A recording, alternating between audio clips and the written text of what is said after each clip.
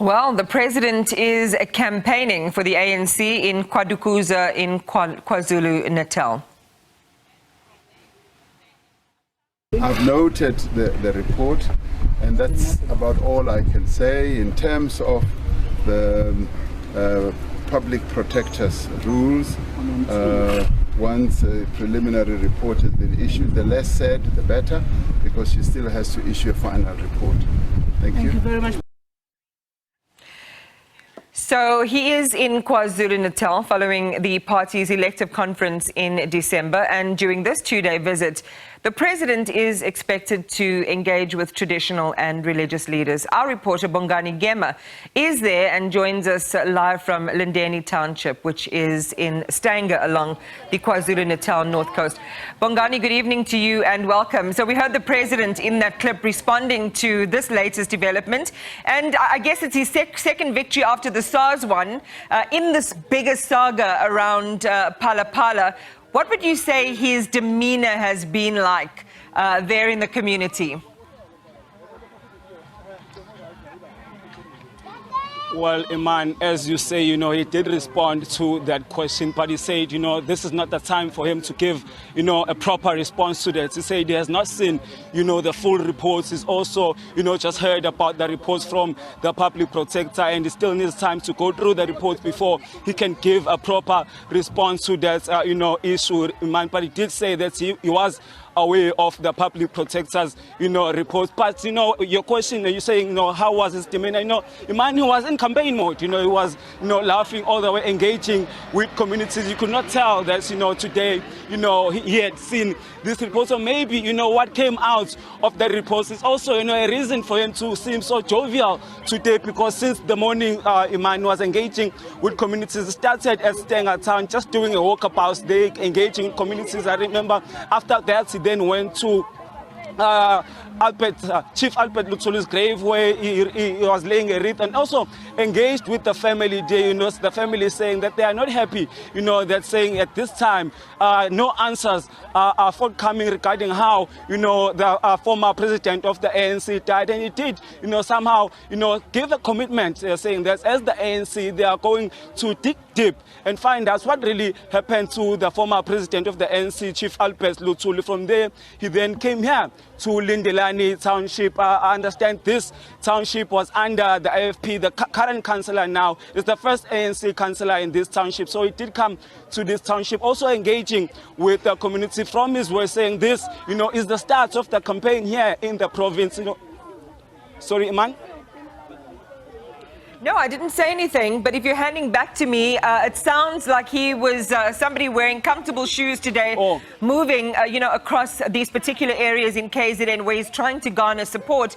We cannot forget, Bongani, that the atmosphere is really charged, especially when it comes to political assassinations. Did the president, did you hear him talk about that in any detail with the people that he was engaging with and meeting?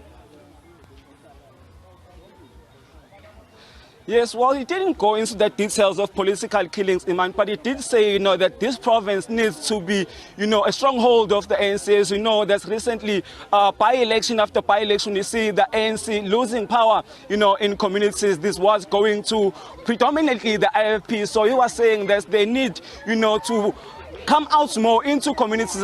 Just here at Lindelani, who are saying that, volunteers of the ANC should make sure that when they do door-to-door campaigns, they go to each household maybe 3 or 4 times before election day to make sure that, they understand exactly where the communities are standing, what are their needs, and make sure that, the principles and the ideas of the ANC are really, carried through to communities, saying that the ANC really needs to retain KwaZulu-Natal, and in fact saying that the ANC needs to increase its power here in the province. Iman, saying that the current leadership of the ANC is the right leadership here in the province, saying that he's got, he really believes in the current leadership of the ANC here in the province, Iman. But before I was disturbed by the sound coming into my ear, Iman, I was about to say that after, the president's address here at Lindelani, is also going to be meeting Amakosi traditional leadership. After that, it's going to Palito, where he's also going to be having dinner, with the business sector. So it's been a very busy day, Iman, today. It's not only today, the same thing again tomorrow in Pietermaritzburg. I understand that the president also has a similar program. There is also going to be going into communities, engaging, with residents, engaging with business, engaging with religious leaders there, in Pietermaritzburg, in preparation, Iman, really, for the elections that we know are just months away. So he's meeting all of these people, and these are key stakeholders, of course, in the ANC's architecture of engagement. What are the people saying, ordinary people that you might be talking to in the community there? I mean, is Phala Phala a thing that they're thinking about, or is it about service delivery there? Well, Iman, here, Phala Phala today, let me just say today, Phala Phala has not been an issue with the people here. The issue here has been electricity. Iman, they are saying they are fed up with load shedding. They are saying that they want that 350 grand that is given to unemployed people. That started during lockdown. They say they want that to continue because that goes a long way for them. They're also saying, Iman, that they want employment, they want job opportunities, Iman, because they are tired of staying at home. They are saying, Iman, that they want homes. They want the president, the government to give them houses. That's another issue that the president really committed to, saying that in fact they'll be now giving size to people who can afford to build for themselves. They'll be giving them size, they'll be giving them, building material to build their own houses. So this is another commitment that's made. But Iman, that's every time when elections are just around the corner, we hear these same promises. So we don't know, if indeed the government is going to stick to that. But I guess, Iman, here in Stenga, the issue today coming from the resident has been just bread and butter issue, saying that they need water.